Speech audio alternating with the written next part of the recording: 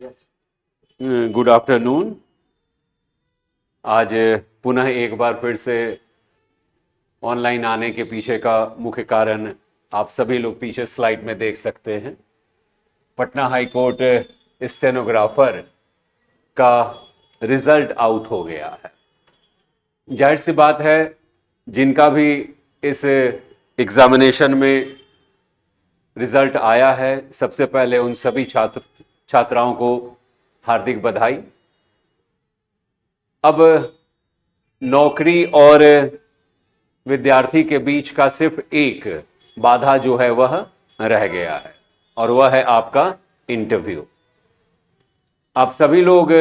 जानते हैं, कुछ बच्चे ऐसे भी होंगे जो प्रीवियसली सिविल कोर्ट का इंटरव्यू दिए होंगे या हाई कोर्ट का जो अभी इंटरव्यू चल रहा है उसको दिए होंगे। तो जाहिर सी बात है कि आप इस संस्थान से भी परिचित होंगे, इस संस्थान की कार्यप्रणाली से भी परिचित होंगे, और इस संस्थान ने आज के दिन तक जितने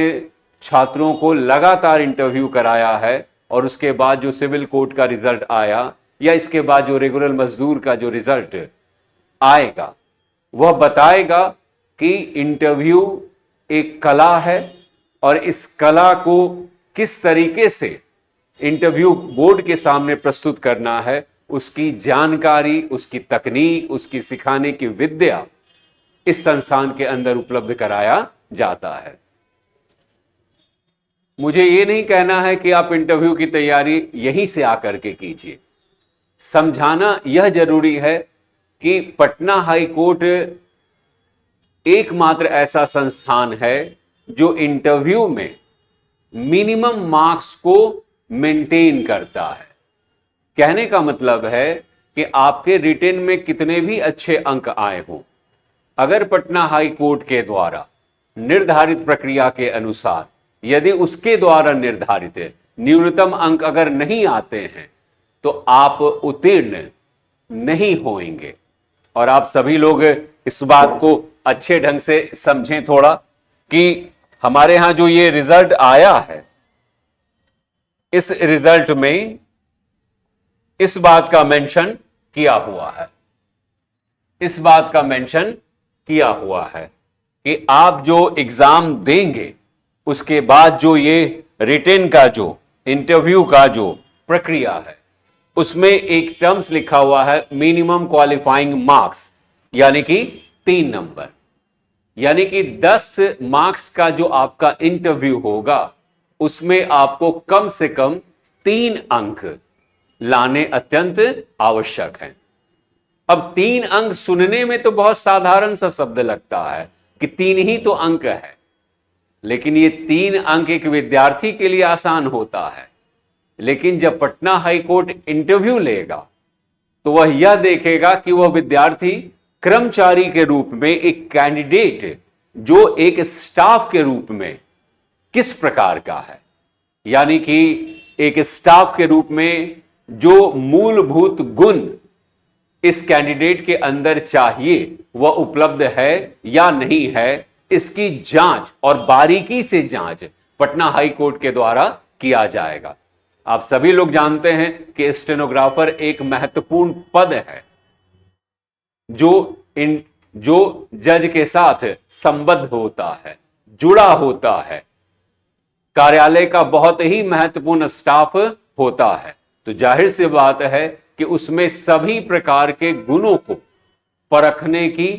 क्षमता होनी चाहिए, कहे गए भाव को समझने और उसको कूट भाषा में लिखकर फिर व्यापक भाषा में कन्वर्ट करने की क्षमता होनी चाहिए। किसी भी भाव को व्यक्त करने की उसके अंदर कला होनी चाहिए, ताकि वह छोटी सी छोटी बात को व्यापक रूप से कह सके। जाहिर सी बात है कि जब पद महत्वपूर्ण होगा तो जांचने की प्रक्रिया भी काफी महत्वपूर्ण होगी,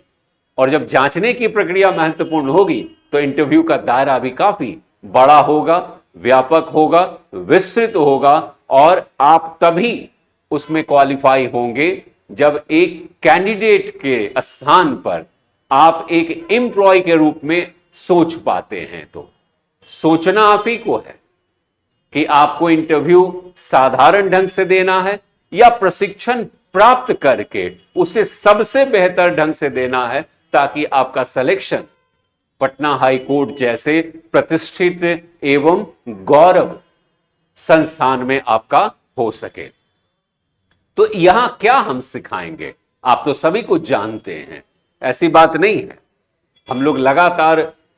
इंटरव्यू को ही सिखा रहे हैं, और सिखाने के क्रम में हम लोग महसूस कर रहे हैं कि आप जो इंटरव्यू देते हैं, उस इंटरव्यू के क्रम में एक छात्र जो होता है वह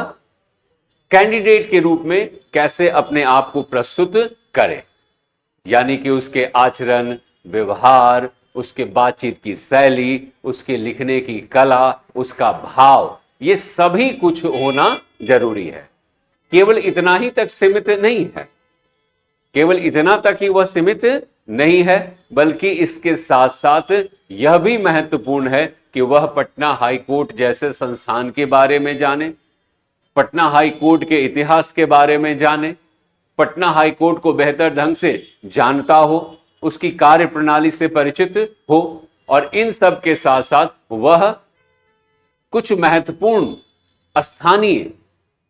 विषयों के बारे में, कुछ राष्ट्रीय विषयों के बारे में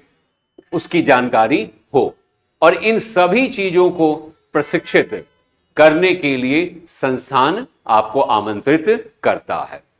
आप सभी लोग जानते हैं कि उसका अपना एक इंटरव्यू का अपना एक तरीका होता है, और उसे किस तरीके से आप प्रस्तुत करेंगे उसकी प्रशिक्षण आपको संस्थान उपलब्ध कराएगा। अब आप लोग स्वयं सोच सकते हैं कि आपको किस ढंग से प्रशिक्षण लेकर के इंटरव्यू देना है या बिना प्रशिक्षण के इंटरव्यू लेना है। यदि प्रशिक्षण लेकर के इंटरव्यू देना है तो राजधानी का जो सेंटर है